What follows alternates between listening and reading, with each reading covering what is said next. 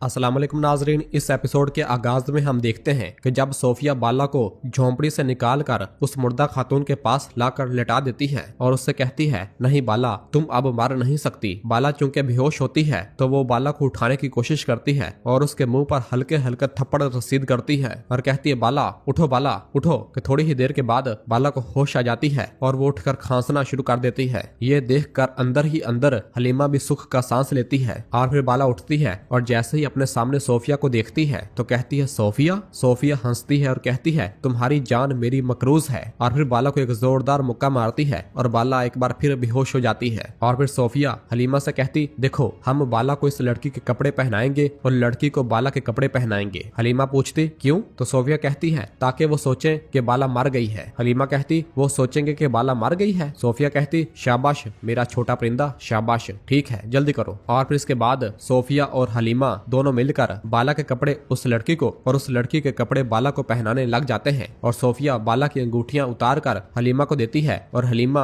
वो अंगूठियां उस लड़की को पहना देती है। और फिर कपड़े बदलाते हुए सोफिया हलीमा से कहती है, पोइना, जब उस्मान आए तो उसे बताना कि बाला मर गई है और बेगम खातून ने ये सब किया है। तो हलीमा ने हाँ में इशारा किया था और इस तरह से वो मरने वाली खातून बाला नहीं बल्कि वहाँ मौजूद बेगम की मावन थी। लाश चूंकि पूरी तरह जल चुकी थी इसलिए उसकी शिनाख्त करना नामुमकिन था। उस्मान साहब ने भी बाला की लाश की शिनाख्त उसी अंगूठियों से की। और फिर इस सारे मंजर के बाद बाला सोफिया से पूछती, तुम्हारे दिमाग में कौन सी शैतानी चालें चल रही हैं? हाँ, तुम्हारा मकसद क्या है? तुमने मुझे वहाँ मरने क्यों नहीं दिया है? तुम क्या चाहती हो? तो सोफिया कहती है, तुम इतनी आसानी से नहीं मर सकती बाला। तुमने जो अभी इस दर्द का तजर्बा करना है जो मैंने तुम्हारे लिए तैयार किया है, मैं तुम्हें उस्मान के बगैर मरने नहीं दूंगी। तो बाला कहती, मैं तुम्हारी जान अपने हाथों से लूंगी, मैं तुम्हें मार डालूंगी और तुम्हारे पास मौत के सिवा कोई फरार नहीं होगा। तो सोफिया कहती है, बेकार ख्वाब मत देखो बाला। और फिर अपनी तलवार उसकी गर्दन पर सख्त करते हुए कहती है, जब उस्मान को पता चलेगा कि तुम अभी जिंदा हो तो वो मेरे हाथों में आ जाएगा, मैं तुमसे इंतकाम लूंगी। और हंसने लग जाती है और कहती, मुझे बस थोड़ा सब्र करना है, सब्र।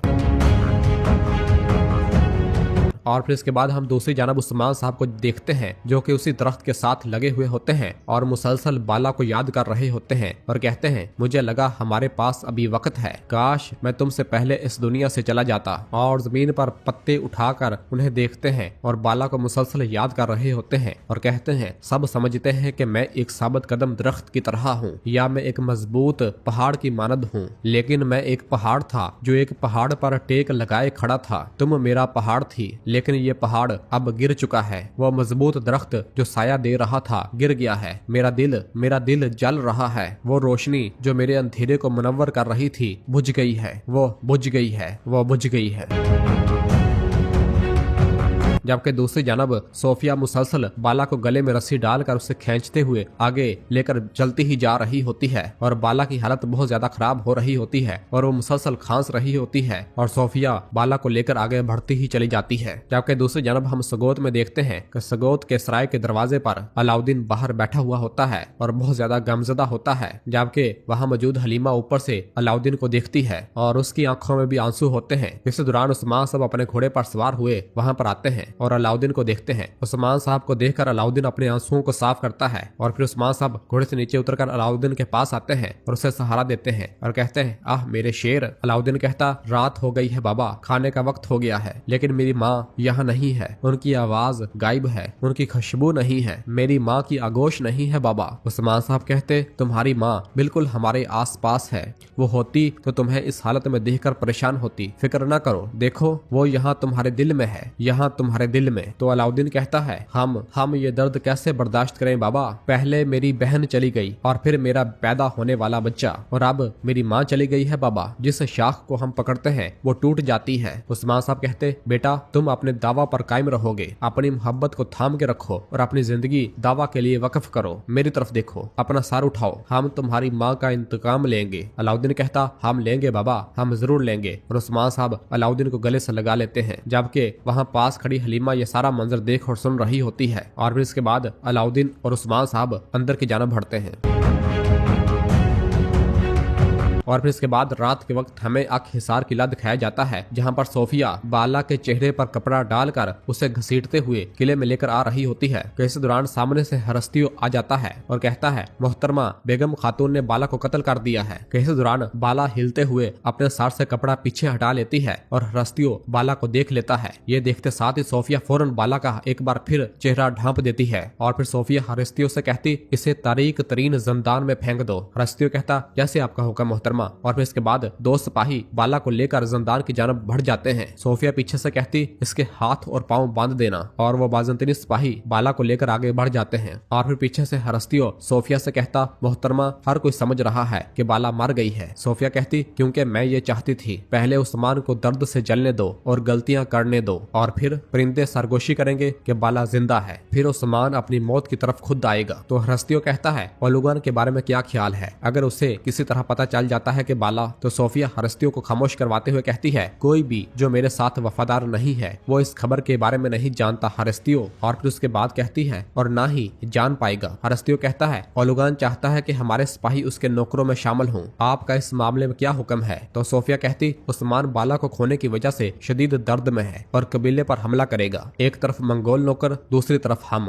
उस्मान कहीं भाग नहीं सकेगा। फौरी तौर पर सिपाहियों को इकट्ठा करो और इन्हें ओलुगान के नौकरों में शामिल होने का कहो। हम इसकी आखिरी उम्मीद भी इसके हाथ से छीन लेंगे। मैं उस्मान के साथ इस तरह खेलूंगी जैसे बिल्ली चूहे से खेलती है। और फिर दूसरी जानब सगोत में सब लोग उस्मान साहब के पास मौजूद होते हैं और सब कबीले पर हमला करने की मंसूबा साजी कर रहे होते हैं। उरहान कहता है मेरे हजूर जो मालूमात हमने हासिल की हैं उनके मुताबिक बाज़ंतीनी फौजी ओलुगान के नौकरों में शामिल होने के लिए कबीले की तरफ पहुंचने वाले हैं। उस्मान साहब कहते अब काफर खूब जानते हैं कि बाला खातून के जाने के बाद कई लोग बाज नहीं आएंगे। वो अपने दांतों से उनके जिस्मों को नोचने के लिए तैयार हैं। और फिर पूछते बताओ क्या अहवाल है। तो उरहान कहता है सगोत से रिहाई पाने वाले हमारे जंगजू मुत्तहिद हो गए हैं। अब वो इन जंगजुओं के साथ शामिल होंगे जो यूसुफ साहब अपने साथ लाए थे। वो सब जंग के लिए तैयार है मेरे हजूर। और फिर बुरहान कहता है सगोत से हथियार इकट्ठे करने के बाद अब हमारे पास गोला बारूद की कमी नहीं है, अल्लाह का शुक्र है मेरे हजूर। अलाउद्दीन कहता अब अपनी माँ का इंतकाम लेने के लिए और कबीले को दोबारा हासिल करने के लिए आपका हुक्म ही काफी है बाबा, हम तैयार हैं। तो उस्मान साहब भी अपने सीने पर हाथ रखकर और तलवार थाम कर कहते हैं हमारे दिलों में ये जलती हुई आतिश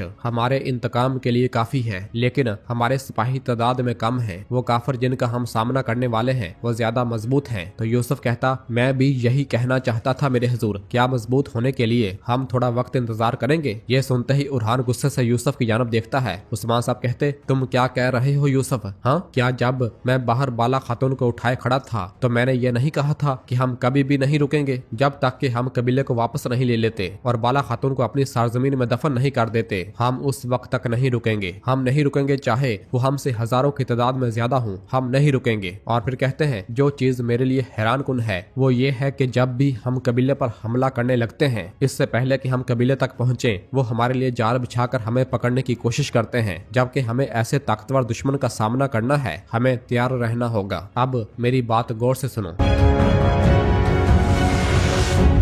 और फिर दूसरी जानब काई कबीले के सरदारी खेमे में हम देखते हैं कि ओलुगान एक नेज़े को अपनी कमर से लगाए करवट ले रहा होता है। इस दौरान अल्तुगा उसके पास आता है और उससे कहता है उस्मान तैयारी कर रहा है ओलुगान, जैसा कि आपने सोचा था वो कल कबीले पर हमला करेगा, हमें जल्द कुछ करने की जरूरत है। ये सुनकर ओलुगान कहता है जल्दबाजी तेजी घोड़ों का काम है, लेकिन एक अकाब सही वक्त का इंतजार करता है। क्या हमारे नौकर तैयार हैं अल्तुगा? तो अल्तुगा हंसता है और कहता है वो सब जंग के लिए तैयार है ओलुगान, मैदान हमारी चीखों से गूंज उठेगा। और फिर ओलुगान इलबाए से पूछता है बाज़ंतीनियों के बारे में क्या ख्याल है। तो इलबाए कहता सोफिया ने अपनी तमाम ताकत भेज दी है और वो अब तुम्हारे हुक्म की मुंतजर है। तो ओलुगान कहता बेहतरीन, भेड़िया जाल में फंसने से नहीं डरता लेकिन वो अपनी जान से कीमत अदा करता है, मैं तुम्हारे 40 टुकड़े कर दूंगा उस्मान। और फिर अल्तुगा से कहता अल्तुगा हम तुलुए आफ्ताब के साथ ही सगोत रवाना होंगे। उस्मान के कबीले में आने से पहले हम सगोत और इसमें मौजूद तमाम लोगों को तबाह कर देंगे और इसके साथ ही हम एक बार फिर सगोत को दोबारा हासिल कर लेंगे। और फिर इल्बाई से कहता है, इल्बाई तुम यहीं रहोगे, अगर कोई हमसे बचकर यहाँ आता है तो तुम कबीले की हिफाजत करोगे। इल्बाई कहता, मैं अपने सिपाहियों के साथ तुम्हारी ढाल बनूंगा ओलुगान, बिल्कुल फिक्र ना करो। ओलुगान कहता, तुम न सिर्फ अपने सिपाहियों के साथ मेरी ढाल बनोगे बल्कि तुम उस्मान के लोगों को ढाल के तौर पर इस्तेमाल करोगे। बूढ़े से लेकर बच्चे तक सबको बांध लेना और इन्हें रास्ते में खड़ा कर